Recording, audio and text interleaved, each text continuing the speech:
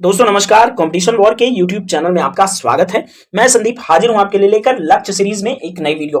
दोस्तों लक्ष्य सीरीज में हम बात कर रहे हैं विजन आईएएस के पीटी 365 की और इस क्लास में बारी है इन्वायरमेंट की। तो इन्वायरमेंट में दोस्तों 3 मुद्दों पर हम आज की बातचीत करने वाले हैं। तो आज की बातचीत में पहला जो मुद्दा है वन्य जीव संरक्षण संशोधन अधिनियम 2022, इस पर बात करेंगे। साथ ही एक अंतरराष्ट्रीय व्यापार को विनियमित करने वाली संस्था है जो कि फ्लोरा एंड फौना का जो इलीगल व्यापार होता है उसको कंट्रोल करती है, एक संस्था है जिसका नाम है साइट्स, उसके बारे में बात करेंगे। और साथ ही देखेंगे ऑपरेशन टर्ट सील्ड क्या है उसको अच्छे से। ठीक है दोस्तों, तो वीडियो में अंत तक बने रहिएगा, वीडियो को बिल्कुल स्किप नहीं करना है। साथ ही इस वीडियो के डिस्क्रिप्शन बॉक्स में दिया हुआ है टेलीग्राम चैनल का लिंक, जो कि है कंपटीशन वॉर यूट्यूब चैनल का ऑफिशियल टेलीग्राम चैनल, जहां पर डेली बेसिस पर शेयर की जाती है द हिंदू और पीआईबी की न्यूज, वो भी हिंदी में। तो कुल मिलाकर ये चर्चा और टेलीग्राम चैनल आप सबके लिए बहुत ज्यादा इंपॉर्टेंट है। तो आप लोग जुड़े रहिएगा, टेलीग्राम चैनल को जाके ज्वाइन करो फटाफट, क्योंकि उस पर डेली बेसिस पे जो भी खबरें प्रसारित की जाती है बहुत ज्यादा इंपॉर्टेंट होती है। तो आइए सेशन की शुरुआत करते हैं। सबसे पहले देखेंगे सुर्खियों में क्या है। देखिए, हाल ही में वन्यजीव संरक्षण संशोधन अधिनियम 2022 को अधिनियमित किया गया है। अब दोस्तों वन्यजीव संरक्षण अधिनियम 1972 पहले से ही था, तो यह जो वन्यजीव संरक्षण संशोधन अधिनियम 2022 है ये 1972 वाले अधिनियम में संशोधन करता है। और दोस्तों इस संशोधन का जो उद्देश्य है वह कानूनी संरक्षण के तहत अधिक प्रजातियों को लाना है। ठीक है, तो वन्यजीव संरक्षण अधिनियम 1972 था, उसमें 2022 में संशोधन किया गया है। सिर्फ इतनी सी न्यूज है। ठीक है, तो संशोधन जो है देखेंगे, उससे पहले इसके उद्देश्यों के बारे में बात कर लेते हैं कि जो संशोधन हुआ 2022 वाला उसके उद्देश्य क्या है। ठीक है, उद्देश्यों की बात करें तो इसका पहला जो उद्देश्य है वह यह है कि संरक्षित क्षेत्रों का बेहतर प्रबंधन कर वन्य जीवों का संरक्षण और उनकी रक्षा करना। दूसरा उद्देश्य वन्य जीवों और वनस्पतियों की लुप्तप्राय प्रजातियों के अंतरराष्ट्रीय व्यापार पर, यानी कि साइट्स के प्रावधानों को वन्य जीवों के व्यापार पर लागू कर देना। ठीक है, तो साइट्स के प्रावधानों को लागू करेगा और वन्य जीवों को बेहतर तरीके से संरक्षित करने का प्रयास करेगा यह वन्य जीव संरक्षण अधिनियम 2022। ठीक है, ये चीज आप याद रखना कि जो 1972 में वन्य जीव संरक्षण अधिनियम था उसी में संशोधन करता है। अब देख लेते हैं वन्य जीव संरक्षण अधिनियम 1972 क्या था उसको। तो दोस्तों वाइल्ड लाइफ प्रोटेक्शन एक्ट यानी कि वन्यजीव संरक्षण अधिनियम 1972 जो था उसके बारे में बात करें तो दोस्तों 1972 का अधिनियम देश की पारिस्थितिकी और पर्यावरणीय सुरक्षा सुनिश्चित करने की दृष्टि से वन्य प्राणियों, पक्षियों, पादपों को संरक्षण प्रदान करता है। साथ ही दोस्तों यह राज्यों को 4 श्रेणियों के तहत संरक्षित क्षेत्रों को घोषित करने का अधिकार देता है। कितनी श्रेणियां? 4 श्रेणियों के तहत। ठीक है, और ये दोस्तों ये 4 श्रेणियां हैं: राष्ट्रीय उद्यान, वन्यजीव अभ्यारण्य, सामुदायिक रिजर्व और संरक्षण रिजर्व। ये 4 श्रेणियों के अंदर वन्य जीवों को संरक्षित करने का अधिकार जो है घोषित करता है वाइल्ड लाइफ प्रोटेक्शन एक्ट 1972। ठीक है, आगे बढ़ेंगे दोस्तों। इसमें विशेष रूप से संरक्षित पादपों, एक विशेष रूप से संरक्षित प्राणियों की 4, कीट या पीड़क जो प्रजातियां हैं उसके 1 के लिए कुल मिलाकर 6 अनुसूचियां शामिल की गई हैं वाइल्ड लाइफ प्रोटेक्शन एक्ट 1972 के अंदर। और दोस्तों ये अनुसूचियां वनस्पतियों और प्राणियों के वर्गों के संरक्षण की अलग अलग व्यवस्था करता है। अब दोस्तों वन्यजीव संरक्षण अधिनियम जो 1972 था उसके अंतर्गत कुछ महत्वपूर्ण निकायों की, संस्थाओं की स्थापना की गई वन्यजीवों के संरक्षण के लिए। तो पहली जो संस्था यहां पर दी हुई है ये देख रहे हैं, वन्यजीव संरक्षण अधिनियम 1972 के तहत स्थापित महत्वपूर्ण निकाय। तो यहाँ पे 3 निकाय हैं महत्वपूर्ण रूप से। पहला है राष्ट्रीय वन्यजीव बोर्ड। ठीक है, ये किसके तहत स्थापित किया गया था? वाइल्ड लाइफ प्रोटेक्शन एक्ट 1972 के तहत। और इसी के तहत स्थापित हुआ राष्ट्रीय बाघ संरक्षण प्राधिकरण। ठीक है, ये भी इंपॉर्टेंट है आपके लिए। और तीसरा है केंद्रीय चिड़ियाघर प्राधिकरण, जो कि देश के समस्त जो जूलॉजिकल गार्डन है, जूलॉजिकल पार्क है, जू है, केंद्रीय चिड़ियाघर प्राधिकरण ही उनको विनियमित करता है, यानी कि रेगुलेट करता है। ठीक है, अब दोस्तों वाइल्ड लाइफ प्रोटेक्शन एक्ट 1972 के जो भी प्रावधान थे उसे आपने देख लिए जिनमें संशोधन किया गया। अब जो संशोधन हुए उनकी बात थोड़ी सी करते हैं।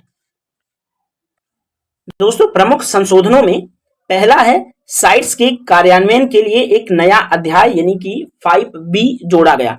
तो इस संशोधन के अंतर्गत पहला संशोधन साइट्स के कार्यान्वयन के लिए एक नया अध्याय जोड़ दिया गया है 5B। अब इसमें देख लेते हैं प्राधिकरणों का पदनाम केंद्र सरकार निम्नलिखित को नामित करेगी। पहला क्या है? प्रबंधन प्राधिकरण यानी कि मैनेजमेंट अथॉरिटी। और अभिसमय के अनुसार प्रबंधन प्राधिकरण अनुसूचित नमूनों के व्यापार के लिए परमिट और प्रमाण पत्र जारी करने के लिए उत्तरदायी होगा, ये याद रखना। दूसरा, वैज्ञानिक प्राधिकरण, इसका कार्य व्यापार के लिए किए जा रहे नमूने के अस्तित्व पर प्रभाव से संबंधित पहलुओं पर प्रबंधन प्राधिकरण को परामर्श देना होगा, ये भी आप देख लेना। और दोस्तों, साइट्स के अनुसार प्रबंधन प्राधिकरण किसी नमूने के लिए पहचान चिन्ह का उपयोग कर सकते हैं, और पहचान चिन्ह दोस्तों, पहचान चिन्ह में संशोधन करना या उन्हें हटाना प्रतिबंधित कर दिया गया है। और दोस्तों, अनुसूचित जीवों के लिए जीवित नमूने रखने वाले लोगों को प्रबंधन प्राधिकरण में पंजीकरण प्रमाण पत्र प्राप्त करना होगा। और अनुसूची जो 4 के परिशिष्ट वन में प्रजातियों के प्रजनकों को इस संशोधन के लागू होने के 90 दिनों के भीतर जो है वार्डन के लाइसेंस के लिए आवेदन करना अनिवार्य है, ठीक है, 90 दिनों के भीतर। और अनुसूचित नमूनों के निर्यात, आयात, पुनः निर्यात और समुद्र से संबंधित जानकारी के लिए शर्तें भी विनिर्दिष्ट की गई हैं। तो ये चीज मुख्य रूप से आप लोग याद रखना, ठीक है। आगे बढ़ेंगे, अनुसूचियों को तर्कसंगत कैसे बनाया गया उसको देखेंगे। अब दोस्तों, यहाँ पर अनुसूचियों को तर्कसंगत बनाने के लिए कुछ प्रावधान किए गए, उसको देखेंगे। निम्नलिखित के जरिए दोस्तों अनुसूचियों की संख्या 6 से कम करके 4 कर दी गई। तो वाइल्ड लाइफ प्रोटेक्शन एक्ट जो था उसमें 6 अनुसूचियां थी 1972 वाले में। अब 2022 में जो संशोधन किया गया उसमें 2 अनुसूची हटा करके अब सिर्फ वाइल्ड लाइफ प्रोटेक्शन एक्ट में 4 ही अनुसूचियां रहेंगी। और ये 4 अनुसूचियां बगल में दी गई हैं, उनको हम देखेंगे। पहले यहां देखिए कि विशेष रूप से संरक्षित जीवों के लिए अनुसूचियों की संख्या को 4 से घटाकर 2 करने का प्रावधान किया गया। साइट्स के तहत ये यहाँ पे गलत लिखा गया, 4 में मतलब 6 में 2 घटा दिया गया, 4 हो गया, ठीक है। और साइट्स के तहत परिशिष्ट में सूचीबद्ध नमूनों के लिए एक नई अनुसूची शामिल की गई है, 5B। मैंने पहले ही बताया 5B, ये नई अनुसूची साइट्स के प्रावधानों को इसमें शामिल करने के लिए लागू की गई है। और दोस्तों, पीड़क प्रजातियों के लिए अलग से बनाई गई अनुसूची को हटा दिया गया, ठीक है, ये चीज ध्यान रखना। और दोस्तों, केंद्र सरकार अधिसूचना के माध्यम से किसी भी क्षेत्र और एक निर्धारित अवधि के लिए वन्य जीवों को वर्मिन या पीड़क के रूप में घोषित कर सकती है, ये चीज आप लोग याद रखना। और यहाँ पे साइड में जो अनुसूचियां 4 प्रावधानित की गई हैं वो दी गई हैं, इनको देख लेंगे। अब पहली अनुसूची जो प्रावधानित की गई है जो 2022 का संशोधन अधिनियम है उसके अंतर्गत, अब पहली अनुसूची में क्या होगा, इसमें ऐसे शामिल होंगे जंतु प्रजातियां जो उच्चतम स्तर के संरक्षण वाली जंतु प्रजातियां होंगी, जिन्हें बहुत ज्यादा ही संरक्षित किया गया है, ठीक है, या उन्हें संरक्षित किए जाने की बहुत ज्यादा जरूरत है, तो ये सूची 1 में शामिल होंगी। और सूची 2 में होंगी दोस्तों कमतर स्तर के संरक्षण वाली प्रजातियां, यानी कि 1971 जो ये अनुसूची 1 है उससे थोड़ा जो कम होंगी, ठीक है, जो कम संरक्षण वाली होंगी उनको सूची 2 में रखा जाएगा, जो कि 1 की अपेक्षाकृत होंगी। और तीसरी अनुसूची में क्या होगा, इसमें पादप जो संबंधित पादप प्रजातियां हैं उनके संरक्षण पर काम किया जाएगा, सूची 3 में उन्हीं को शामिल किया गया। और चौथे में दोस्तों साइट्स के परिशिष्टों में सूचीबद्ध नमूने शामिल होंगे। तो ये चारों अनुसूचियां याद रखना, क्योंकि वाइल्ड लाइफ प्रोटेक्शन एक्ट जो 1972 वाला था, 72 वाला 1972 वाला, उसमें 6 थी और 2022 वाले में 4 कर दी गई हैं, ये चीज याद रखना। तो अब 2022 वाला ही माना जाएगा वाइल्ड लाइफ प्रोटेक्शन एक्ट, ठीक है, याद रखना। आगे बढ़ेंगे दोस्तों, कुछ और छोटे मोटे संशोधन किए गए हैं, उनको भी देखते चलेंगे, थोरली रीड करते चलेंगे। जैसे अभ्यारण्यों का नियंत्रण, केंद्र सरकार के दिशा निर्देशों के अनुसार तैयार प्रबंधन योजनाओं के अनुसार मुख्य वन्यजीव वार्डन अभ्यारण्यों का प्रबंधन करेंगे। तो मुख्य वन्यजीव वार्डन जो है ये यहाँ पे इंपॉर्टेंट हो जाता है, ठीक है। और वन अधिकार अधिनियम जो 2006 है उसके तहत आने वाले क्षेत्रों और अनुसूचित क्षेत्रों के अंतर्गत आने वाले अभ्यारण्यों के लिए प्रबंधन योजना संबंधित एक ग्राम सभा के साथ उचित परामर्श करने के बाद तैयार की जाएगी। तो परंपरागत वनवासी अधिनियम जो 2006 है उसके अंतर्गत ग्राम सभा को अभी भी मजबूत ही रखा गया है, ठीक है, ये चीज ध्यान रखना। दंड में वृद्धि कर दी गई है, जैसे सामान्य उल्लंघन के लिए 25,000 रुपए से बढ़ाकर के 1 लाख कर दिया गया, ठीक है। और विशेष रूप से संरक्षित जीवों का उल्लंघन 10,000 से बढ़ाकर ये 25,000 कर दिया गया, ठीक है, ये चीज याद रखना। और जीवित हाथी के लिए एक छूट दी गई है, क्या कि केंद्र सरकार द्वारा निर्धारित शर्तों के अनुसार हाथियों के स्वामित्व का जो प्रमाण पत्र रखने वाले लोग हैं, यानी कि जिनके पास हाथी है उनका स्वामित्व है जिनके पास, उन लोगों को धार्मिक या अन्य किसी उद्देश्य के लिए जीवित हाथियों के स्थानांतरण या एक जगह से दूसरे जगह ले जाने की अनुमति दी गई है। यानी कि वाइल्ड लाइफ प्रोटेक्शन एक्ट जो 2022 है वह हाथियों के धार्मिक उपयोग पर प्रतिबंध नहीं लगाता, ये चीज ध्यान रहे, ठीक है। आगे कैप्टिव जीवों को सौंपने के लिए नई धारा 42A बनाई गई। तो कैप्टिव जीवों या जीव उत्पादों के स्वामित्व का प्रमाण पत्र रखने वाले कोई भी व्यक्ति को स्वेच्छा से उन्हें मुख्य वन्यजीव वार्डन को सौंप सकता है, ये चीज याद रखना। और दोस्तों कैप्टिव जीवों व जीव उत्पादों को सौंपने वाले व्यक्ति को कोई मुआवजा नहीं दिया जाएगा, क्योंकि इसे राज्य सरकार की संपत्ति माना गया है कैप्टिव जीवों को। ठीक है, ये चीज आप लोग ध्यान रखना wild life protection amendment act 2022 के प्रावधानों को। अब दोस्तों जो wild life protection amendment act 2022 है उसमें कुछ जो प्रतिबंध थे उनमें अब ढील भी दे दी गई है। तो देख लेते हैं इसमें ढील के बारे में। तो वन्यजीवों के लिए पर्यावास पर कोई प्रतिकूल प्रभाव डाले बिना फिल्म निर्माण के लिए अभ्यारण्यों में प्रवेश करने या रहने की अनुमति दी जा सकती है। यानी कि फिल्मोग्राफी के लिए, कोई वीडियो शूट करने के लिए, ठीक है, कोई वेब सीरीज शूट करने के लिए जो वन्यजीव अभ्यारण्य है उनमें प्रवेश की अनुमति दी जा सकती है। ठीक है, ये प्रतिबंध में ढील दी गई है, पहले ये चीज प्रतिबंधित थी। ठीक है, और दोस्तों जैसे कुछ गतिविधियां जैसे कि स्थानीय समुदायों द्वारा पालतू पशुओं को चराना या उन्हें ले आना, ले जाना, पेयजल, घरेलू कार्य हेतु जल का वैध उपयोग आदि अभ्यारण्यों में प्रतिबंधित नहीं होगा। अब वे उनका उपयोग कर सकेंगे, यानी कि चारागाह वगैरह जो भी हैं वन्यजीव अभ्यारण्यों में उनका इस्तेमाल लोग स्थानीय जो समुदाय हैं वो कर सकेंगे। ठीक है, और इसके लिए किसी भी प्रकार से परमिट की जरूरत नहीं है, वे अबाध रूप से आवाजाही कर सकेंगे। ठीक है, ये चीज ध्यान रहे। और दोस्तों अन्य प्रावधानों को देख लेते हैं और क्या अमेंडमेंट किया गया। जैसे केंद्र सरकार को आक्रामक विदेशी प्रजातियों के आयात, व्यापार, लोगों द्वारा अपने पास रखने या प्रसार को विनियमित करने या प्रतिबंधित करने का अधिकार है। ठीक है, समस्त कंट्रोल जो आयात और निर्यात का, व्यापार का, आक्रामक प्रजातियों का, वो कौन कंट्रोल करेगा? सेंट्रल गवर्नमेंट, केंद्र सरकार। ये चीज आप लोग याद रखना। और दोस्तों मुख्य वन्यजीव वार्डन या अधिकृत अधिकारी को सूचित किए बिना अभ्यारण्य के 10 किलोमीटर के दायरे में रहने वाले किसी भी व्यक्ति को दिए जाने वाले किसी भी हथियार के लाइसेंस का नवीकरण नहीं किया जाएगा। ये चीज आप लोग याद रखना। और दोस्तों राज्य वन्यजीव बोर्ड को स्थायी समिति गठित करने की अनुमति प्रदान की गई है। ठीक है, आगे बढ़ेंगे। अब दोस्तों हम लोग जो वाइल्ड लाइफ प्रोटेक्शन एक्ट यानी कि अमेंडमेंट एक्ट था, जो 2022 का अमेंडमेंट एक्ट है, जो कि पहले 1972 का जो वाइल्ड लाइफ प्रोटेक्शन एक्ट था उसमें संशोधन करता है। इसको देख लें, क्योंकि दोस्तों ये जरूरी होता है, वाइल्ड लाइफ से संबंधित है, तो पर्यावरण के अंदर इसके क्वेश्चन पूछे जाने की संभावना बहुत ज्यादा बढ़ गई है। ठीक है, इसको याद रखना। अब आइए बात करेंगे साइट्स पर। दोस्तों साइट्स पर बात करें इससे पहले देख लेते हैं कि साइट्स है क्या। ठीक है, तो साइट्स दोस्तों वन्य जीवों और वनस्पतियों के संकटग्रस्त प्रजातियों के अंतरराष्ट्रीय व्यापार पर एक अभिसमय है, यानी कि convention on international trade in endangered species of wild fauna and flora. तो ठीक है, इसको मिला करके बोलते हैं साइट्स। ठीक है, आपको इतना तो समझ में आ गया होगा, जो साइट्स है वह वन्य जीवों और वनस्पतियों के जो संकटग्रस्त प्रजातियां हैं उनके अंतरराष्ट्रीय व्यापार पर एक सम्मेलन है, एक अभिसमय है। ठीक है, ये बात समझ आ गई होगी। अब इसमें सुर्खियां देख लेते हैं कि ये इंपॉर्टेंट क्यों रहा इस वर्ष। ठीक है, तो दोस्तों साइट्स के जो पक्षकार थे, यानी कि स्कॉप जो होता है, कॉन्फ्रेंस ऑफ पार्टीज, जो पक्षकार, जो सहयोगी देश है, उनकी 19वीं बैठक, तो इसको कॉप 19 नाम दे दिया गया। तो साइट्स के जो पक्षकार हैं, जो सहयोगी देश है, वे 19वीं बार मिले, कहां पर? पनामा सिटी में।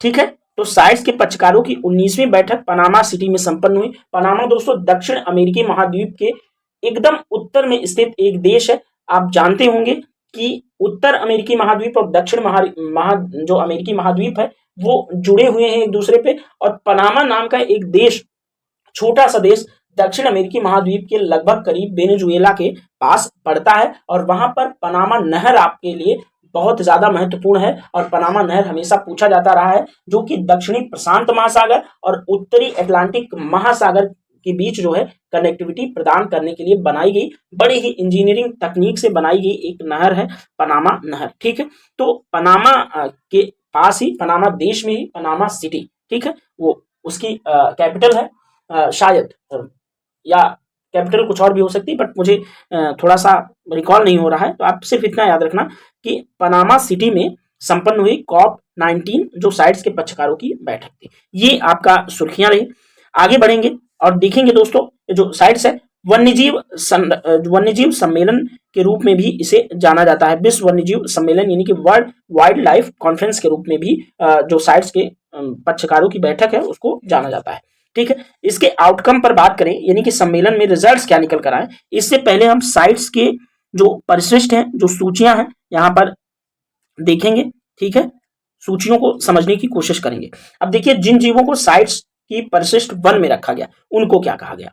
देखिए, इसके तहत उन प्रजातियों की सूची को शामिल किया गया जिनके विलुप्त होने का खतरा है। तो साइट्स 1 में वो शामिल हैं, वो प्रजातियां शामिल हैं, वन्य जीव और वनस्पति दोनों वो प्रजातियां शामिल हैं जिनके विलुप्त होने का खतरा ज्यादा है। साइट्स 2 में, परिशिष्ट 2 में है, इसके तहत उन प्रजातियों को सूची को शामिल किया जाता है जिसके वर्तमान में विलुप्त होने का खतरा नहीं है, लेकिन ऐसी प्रजातियों के व्यापार को गंभीरता से नियंत्रित किए जाने की जरूरत है, नहीं तो ये विलुप्त हो सकती है। और परिशिष्ट सूची 3 में क्या है कि दोस्तों, इसमें ऐसी प्रजातियां शामिल हैं जो कम से कम एक देश में संरक्षित है और साथ ही उस देश ने इन प्रजातियों के व्यापार को कंट्रोल करने में सहायता के लिए साइट्स के अन्य पक्षकारों से आग्रह किया हो। तो ये तीनों सूचियां साइट्स की जो है वो बहुत इंपॉर्टेंट है और आगे इनके प्रावधान और भी दिए हुए हैं। जैसे यहाँ पर दिया हुआ है कि साइट्स इन प्रजातियों के नमूने के अंतर्राष्ट्रीय व्यापार पर प्रतिबंध लगा देता है। हालांकि यदि इनके आयात का उद्देश्य वाणिज्यिक नहीं है तो इन्हें जैसे वैज्ञानिक अनुसंधान के लिए यूज किया जा सकता है, परिशिष्ट 1 वालों को। अब परिशिष्ट 2 वालों को, इसमें क्या है कि समान दिखने वाली प्रजातियां भी शामिल हैं, अर्थात ऐसी प्रजातियां जिनके व्यापार किए जाने वाले नमूने संरक्षण कारणों से सूचीबद्ध प्रजातियों के अंतर्गत दिखते हैं। ठीक है, इस चीज को याद रखना। और 3rd सूची में आगे कहा गया है कि केवल उपयुक्त परमिट या प्रमाण पत्र प्रस्तुत करने पर ही ऐसी प्रजातियों के नमूनों का इस्तेमाल किया जा सकेगा। अब इसके आउटकम्स, ये जो सूचियां हैं इंपॉर्टेंट है, थोड़ी याद रखना, क्योंकि पहली सूची ज्यादा इंपॉर्टेंट है। इसमें विलुप्त होने वाले यानी कि जिन पर खतरा है विलुप्ति का, उनको शामिल किया गया है। ये चीज आप लोग याद रखना। आगे बढ़ेंगे दोस्तों, सम्मेलन के आउटकम्स की बात करें तो यहाँ पे थोड़ा सा ध्यान से देखिएगा आप लोग। सार्क एवं रे, वृक्षों, उभयचरों, कछुओं, कच्छपों की कई प्रजातियों और सॉन्ग बर्ड को साइट्स के संरक्षण में लाया गया है। तो पहला आउटकम है सम्मेलन का, सार्क एवं रे, वृक्षों, उभयचरों, कछुओं, कच्छपों की कई प्रजातियां और साथ ही सॉन्ग बर्ड को साइट्स के संरक्षण में लाया गया है। और दोस्तों, इसके द्वारा जो है कन्वेंशन के परिशिष्ट 2 में सी कुकुम्बर, ये चीज आप याद रखना, समुद्री खीरा, सी कुकुम्बर को शामिल करने का प्रस्ताव किया गया है। तो जो इस सम्मेलन के अंतर्गत क्या किया गया, कहा गया कि परिशिष्ट जो साइट्स की सूची 2 है उसमें सी कुकुम्बर यानी कि समुद्री खीरा को शामिल किया जाए, ऐसा प्रस्ताव इस सम्मेलन के दौरान किया गया। और साथ ही दोस्तों, इस बैठक में भारत की तरफ से क्या हुआ कि भारत की पहल पर शीशम का नाम, वैज्ञानिक नाम दोस्तों डलबर्जिया सीसू है। तो शीशम आप लोग सभी जानते हैं, शीशम बहुत बड़ी मात्रा में पाया जाता है पूरे भारत में। ठीक है, तो शीशम से निर्मित वस्तुओं जैसे फर्नीचर इत्यादि की मात्रा को स्पष्ट करने के प्रस्ताव पर विचार किया गया। तो ये भारत की तरफ से एक पहल की गई महत्वपूर्ण। ठीक है, और यहाँ साइट्स की जो सूचियां, सूची 1, सूची 2, सूची 3 के जो कुछ प्रावधान है, जो स्क्रीन पे पूरा ना आने की वजह से छूट गए थे, इसको देख लेते हैं। अब सूची 1 में दोस्तों क्या, साइट्स के इन प्रजातियों के नमूनों के अंतर्राष्ट्रीय व्यापार पर प्रतिबंध लगा देती है। ठीक है, साइट्स, हालांकि यदि इनके आयात का उद्देश्य वाणिज्यिक नहीं है तो इनके व्यापार पे छूट दी जा सकती है, जैसे कि अगर वैज्ञानिक अनुसंधान कोई रिसर्च वगैरह करना हुआ तो। ये परिशिष्ट 1 की बात की जाए। परिशिष्ट 2 में क्या है कि इसमें समान दिखने वाली प्रजातियां, ये मैंने बताया था पहले। अब दोस्तों, इसके निर्यात परमिट और पुनर्निर्यात प्रमाण पत्र देकर इनके अंतर्राष्ट्रीय व्यापार को मंजूरी दी जा सकती है। तो इसके लिए सूची 2 के जीवों के लिए जो परमिशन है उसकी आवश्यकता पड़ती है। अब सूची 3 में क्या है, सूची 3 में दोस्तों केवल उपयुक्त परमिट या प्रमाण पत्र प्रस्तुत करने पर ऐसी प्रजातियों को, मैंने बताया था कि अंतरराष्ट्रीय व्यापार की अनुमति दी जाएगी जब आप प्रमाण पत्र प्रस्तुत करेंगे। सेम वही 2 वाली बात। ठीक है, अब इसमें आगे बढ़ेंगे, इतना आप लोग याद रखना। ठीक है, शीशम, सॉन्ग बर्ड, सार्क और रे, ये सब चीजें थोड़ा सा इंपॉर्टेंट है। शीशम का वैज्ञानिक नाम आप लोग याद रखना डलबर्जिया सीसू, कभी कभी एग्जाम में पूछ सकता है। दोस्तों, यहां पर कच्छपों और ताजे पानी के कछुओं पर संकल्प दस्तावेज में विशेष रूप से भारत के ऑपरेशन टर्टसील्ड, मैंने थंबनेल में आपको लगाया भी है थंबनेल में, और वीडियो शुरू करने से पहले बताया था कि भारत का है ऑपरेशन टर्टसील्ड, उसके द्वारा हासिल किए गए सराहनीय परिणाम का उल्लेख किया गया। ऑपरेशन टर्टसील्ड दोस्तों वन्यजीव अपराध नियंत्रण ब्यूरो द्वारा शुरू किया गया। जो भारत का वन्यजीव अपराध नियंत्रण ब्यूरो है उसने ऑपरेशन टर्टसील्ड चलाया है, और किस लिए, कच्छपों और ताजी पानी के कछुओं पर एक संकल्प दस्तावेज है ऑपरेशन टर्टशील। ठीक है, इसमें उनको संरक्षित किए जाने की बात ऑपरेशन टर्टशील के अंदर की गई है। इनको कच्छपों और ताजे पानी के जो कछुए हैं उनको। और दोस्तों हाथी दांत के लिए नियमित रूप से नियंत्रित व्यापार की अनुमति देने का प्रस्ताव जो है वो विफल रहा है। ठीक है, तो हाथी दांत का जो व्यापार है उनको कंट्रोल करने की जो अनुमति देने का जो प्रस्ताव था वो स्वीकार नहीं हुआ है। और हाथी दांत के दोस्तों व्यापार को लेकर एक कड़ा विरोध करने के अपने दशकों पुराने जो रुख थे भारत के, भारत ने उसके खिलाफ पहली बार मतदान किया है। भारत हमेशा से हाथी दांत के व्यापार को विनियमित करने की बात करता था, इसकी विरोध करता था कि हाथी दांत का व्यापार नहीं होना चाहिए। तो अब की बार इस सम्मेलन में COP19 में जो साइट्स का हुआ उसमें भारत ने अपने इस रुख में थोड़ा बदलाव किया और पहली बार इसके संबंध में मतदान किया है। दोस्तों 1989 के में जो अफ्रीकी हाथी की पूरी आबादी को साइट्स की परिशिष्ट वन में, यानी कि जो विलुप्त प्राय होने की कगार पर हैं, अगर उनको संरक्षित नहीं किया गया तो वो विलुप्त हो जाएंगे, ऐसा कहा जाता है परिशिष्ट सूची वन में साइट्स के। तो जो अफ्रीकी हाथी उनकी पूरी आबादी को परिशिष्ट सूची वन में सूचीबद्ध किए जाने के बाद हाथी दांत के व्यापार पर विश्व स्तर पर प्रतिबंध लगा दिया गया था 1989 में। बाद में दोस्तों नमीबिया जो कि अफ्रीका का देश है, एक दक्षिण अफ्रीका महाद्वीप के दक्षिणी पार्ट में, जहां दक्षिण अफ्रीका देश है उसी के पास है नमीबिया, और वहीं पर है बोत्सवाना जो दक्षिण अफ्रीका के जस्ट उत्तर में है, सहित अन्य जो देश हैं उनकी हाथी की आबादी को जो परिशिष्ट सूची 2 है उसमें स्थानांतरित कर दिया गया है। तो ये चीज आप याद रखना। और यहाँ बॉक्स के अंदर आप शीशम देख लेना। ठीक है, शीशम अगर भारत ने प्रपोज किया है इस कन्वेंशन में तो शीशम आपके लिए इंपॉर्टेंट हो जाता है।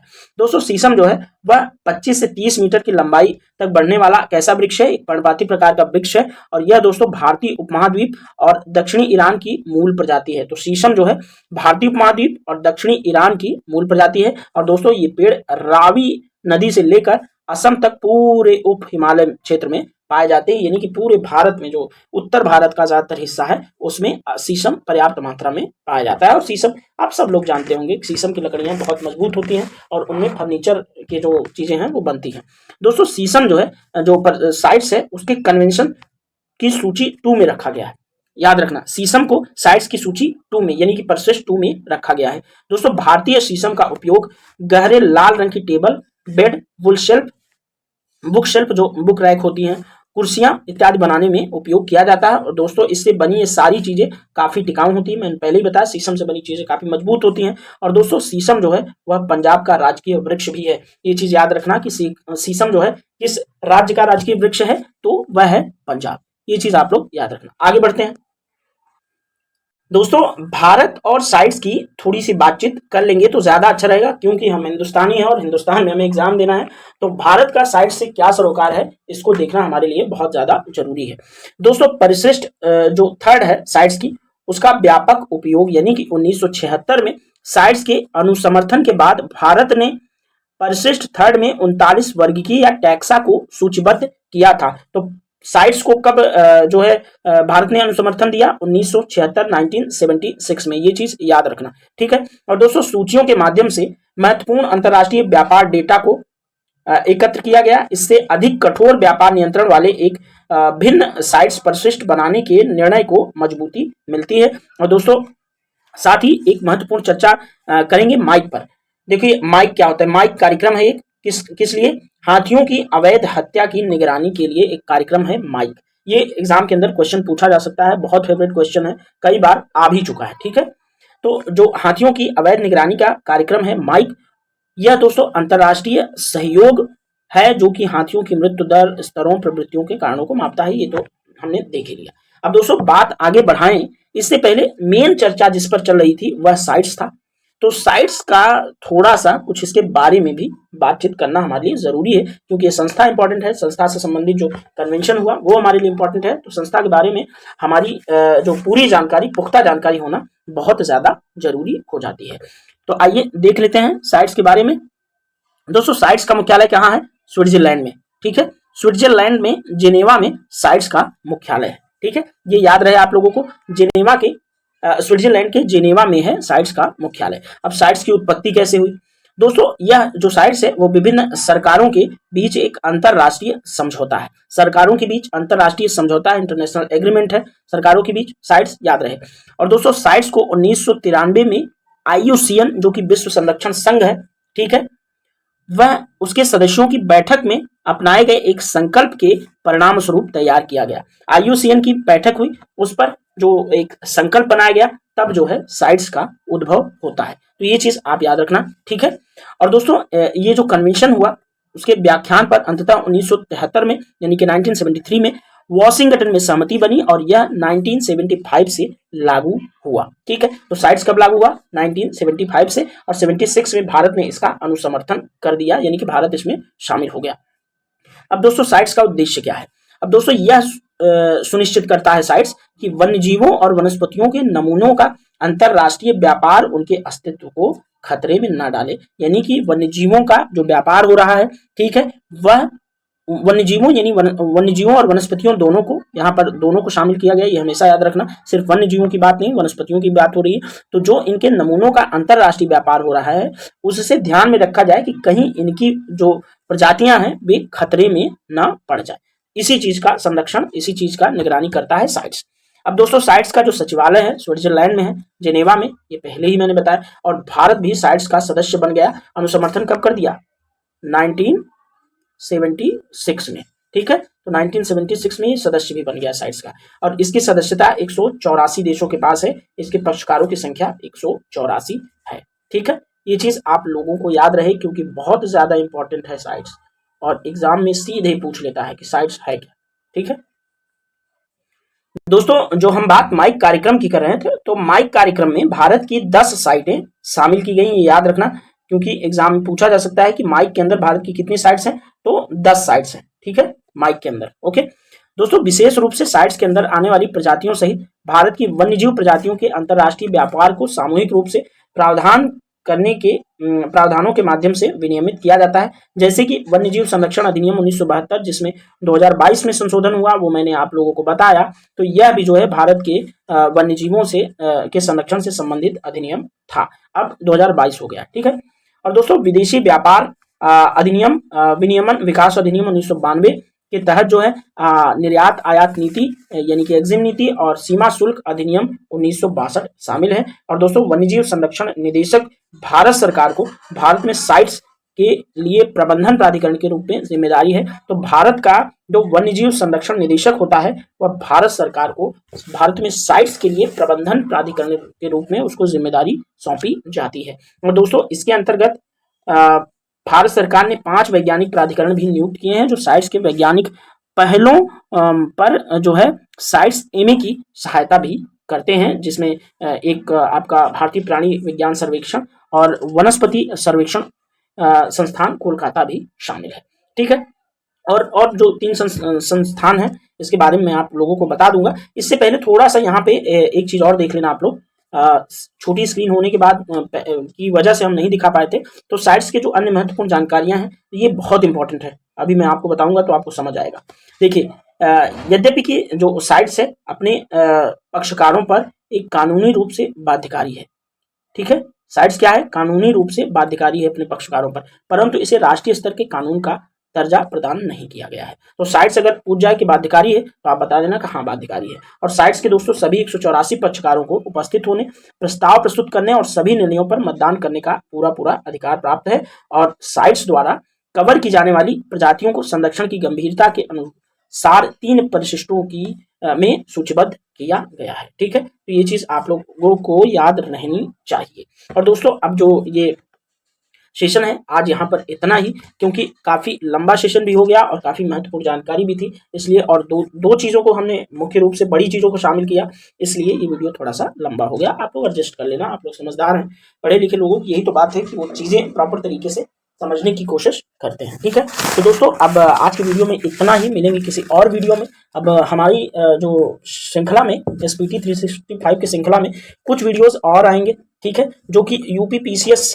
की परीक्षा जो 14 मई को प्रस्तावित है उसमें भी ये समान रूप से लाभदायक होंगे। और जो UPSC की जो परीक्षा है, UPSC सिविल सर्विस की जो 28 मई को प्रस्तावित है, ठीक है, 28 मई को जो परीक्षा है UPSC की प्री, उसके लिए तो ये बहुत ज़्यादा इंपॉर्टेंट वीडियोस होते हैं।